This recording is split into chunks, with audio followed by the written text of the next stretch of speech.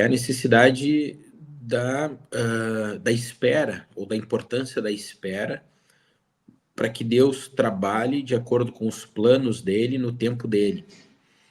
E a gente já comentou, né, sobre uma certa influência cultural que a Igreja Evangélica Brasileira absorveu dos Estados Unidos e acabou se tornando também uma igreja muito pragmática, muito instantânea, às vezes muito orientada pelo trabalho, pelo resultado, pela obra, pelo fazer, e nem sempre muito preocupada com um tempo de contemplação, meditação, oração, reflexão, buscando fazer as coisas no tempo de Deus, segundo a orientação dele.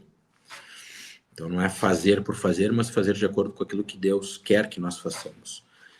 E eu acho que a gente corre um risco, né, de levar para onde quer que nós vamos aí pelo mundo essa perspectiva.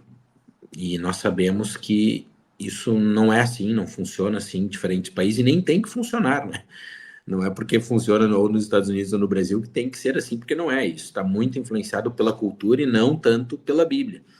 Então, foi uma influência da cultura no contexto missionário, bíblico, teológico.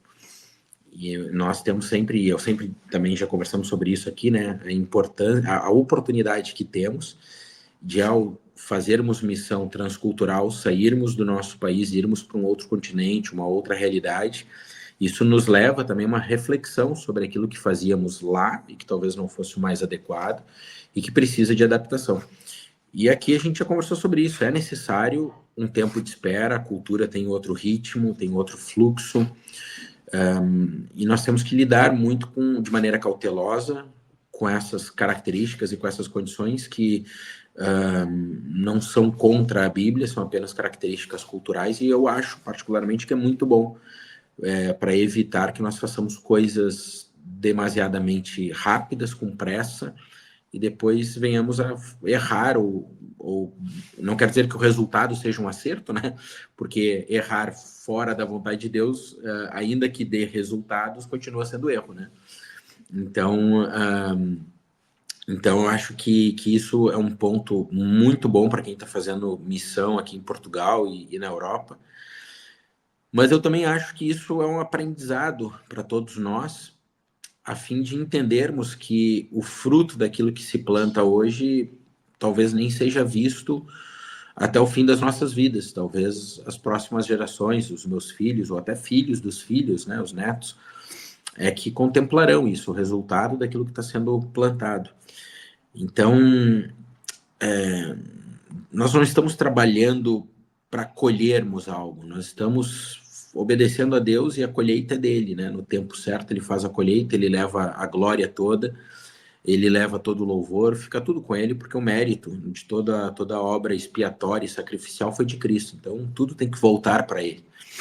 E nós temos que entender isso, né? Nós muitas vezes não vimos os resultados que gostaríamos em 2024, e talvez não era para ver mesmo. Talvez o propósito de Deus é isso. Olha, vai esperar para talvez ver em 2025.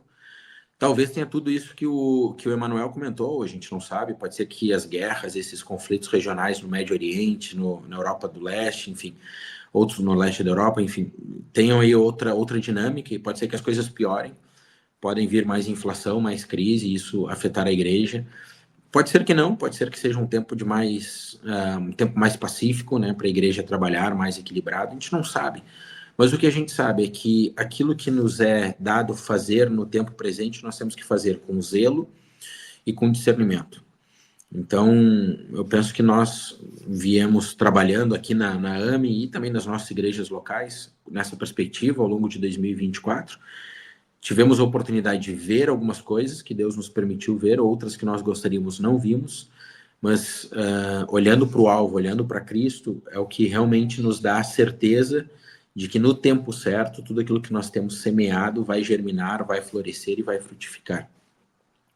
Então, eu acho que é um ponto bem interessante, e termos muita calma, muita paciência,